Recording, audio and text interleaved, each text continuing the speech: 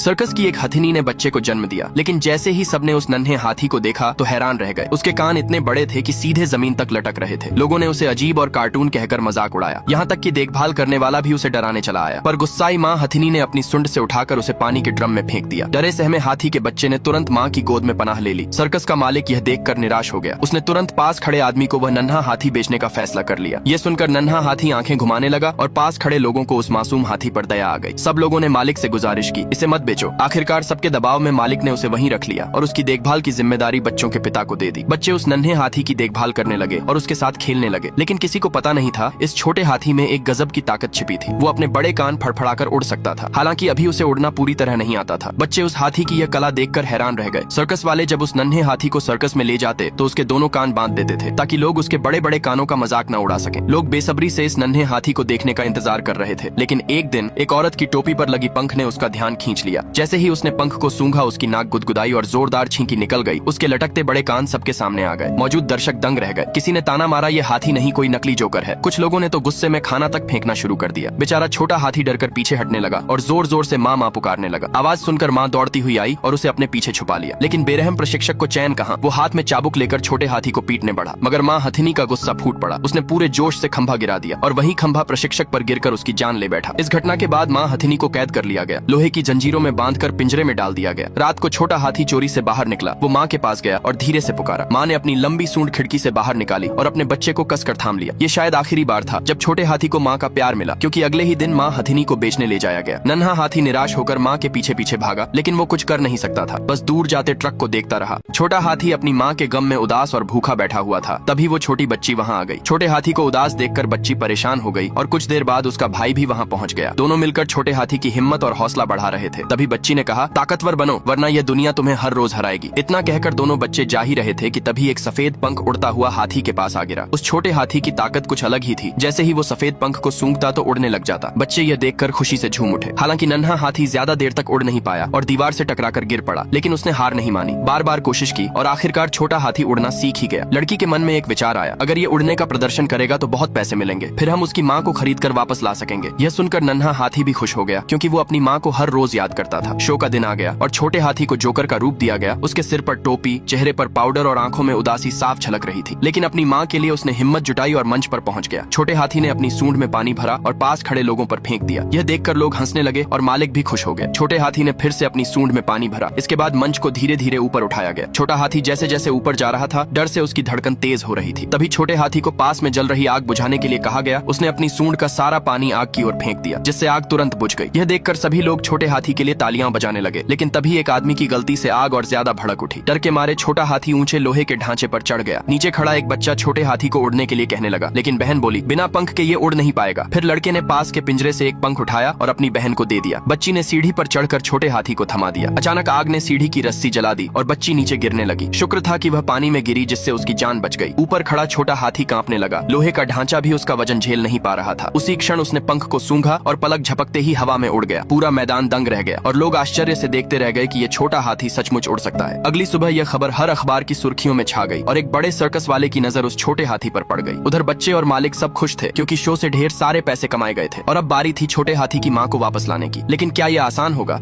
Show खत्म होने के बाद सारे बच्चे उस छोटे हाथी को बड़े प्यार से नहला रहे थे। तभी अचानक छोटे हाथी को अपनी माँ की याद आ गई और भागता हुआ बाहर निकल आया। बाहर देखा तो बड़ा सर्कस वाला छोटे हाथी की तलाश में वहीं आ पहुंचा। उसने छोटे सर्कस वाले को कुछ इनाम का लालच और बड़े सपने दिखाकर उस छोटे हाथी को अपने साथ ले जाने के लिए मना लिया। मगर किसे पता था, उसका असली मकसद उस छोटे हाथी को हड़प लेना था। आखिरकार छोटे हाथी को पिंजरे में कैद कर बड़े सर्कस में ले जाया गया। बच्चों ने पहली बार इतना बड़ा सर्कस देखा था। सर्कस वाले की पत्नी छोटे हाथी से सचमुच मोहब्बत करती थी। तभी सर्कस वाला बच्चों से बोला कि हाथी को उड़ाकर दिखाएं। बच्ची ने पिता की ओर देखा। इशारा मिलते ही वह दूर जाकर सफेद पंख दिखाने लगी। हाथी ने पंख देखा तो दौड़कर उसकी ओर आया और सूंघते ही अचानक उड़ने लगा। तभी सर्कस वाले की पत्नी उसकी पीठ पर बैठ गई। यह नजारा देखकर सर्कस वाले को भी अब यकीन हो गया कि यह हाथी कोई मामूली चीज नहीं है। बड़े शो का दिन आ गया और हजारों लोग इस छोटे हाथी को देखने के लिए जुटने लगे। अचानक छोटा हाथी तेजी से भागने लगा, जैसे कोई अनदेखी ताकत उसे अपनी ओर खींच रही हो। पिंजरों के बीच से गुजरते हुए वह अपनी माँ को ढूंढता रहा। हर पिंजरे पर उसे एक नई उम्मीद जागती और फिर उसकी नजर सामने ठहर गई। उसकी माँ उसी पिंजरे में कैद थी। यह यह दृश्य देखते ही उसका मासूम दिल तड़प उठा। दोनों की आंखें भर आईं। बच्चे भी पीछे पीछे दौड़ते हुए छोटे हाथी तक आ गए। जब उन्होंने उसकी माँ को देखा तो वे भी हैरान रह गए। तभी बड़ा सर्कस वाला वहाँ पहुँच गया। दरअसल उसी ने छोटे हाथी की माँ को कैद कर रखा था। उसने तुरंत अपने आदमियों से कहा कि इस छोटे हाथी को यहाँ से दूर कर दो। छोटा हाथी अपनी माँ के लिए पुकारता रहा, लेकिन बेरहम लोगों ने आखिरकार उसे उसकी माँ से फिर जुदा कर दिया। अब छोटे सर्कस वाले को भी समझ आ चुका था कि उसने गलत आदमी से सौदा कर लिया था। तभी बड़े सर्कस में गलती से आग लग गई। लोगों में अफरा तफरी मच गई, लेकिन बच्चे और उनका पिता आग के बीच फंस गए। उधर सर्कस वाले की पत्नी और कुछ अच्छे लोगों ने मिलकर चारों ओर मची अफरा तफरी के बीच छोटे हाथी की माँ को आजाद करा लिया। आखिरकार छोटे हाथी को अपनी माँ का प्यार मिल ही गया, लेकिन तभी उस औरत को लगा कि शायद बच्चे आग में फंस गए हैं। ये सुनते ही छोटा हाथी बेचैन हो उठा और तुरंत उड़ता हुआ सर्कस की ओर निकल पड़ा। रास्ते में तालाब से अपनी सूंड में पानी भरकर वह सीधा आग के बीच जा घुसा। छोटे हाथी ने अपनी सूंड का सारा पानी उस गेट पर फेंका जहाँ आग भड़क रही थी। आग थोड़ी कम हुई और बच्चे अपने पिता के साथ बाहर निकल आए। पिता ने दोनों बच्चों को छोटे हाथी की पीठ पर बैठा दिया। फिर छोटा हाथी उन्हें लेकर सैफ जगह आ गया। थोड़ी देर बाद उनका पिता भी घोड़े पर सवार होकर पहुंच गया। इस तरह छोटे हाथी को अपनी माँ और बच्चों को एक माँ जैसी औरत मिल गई।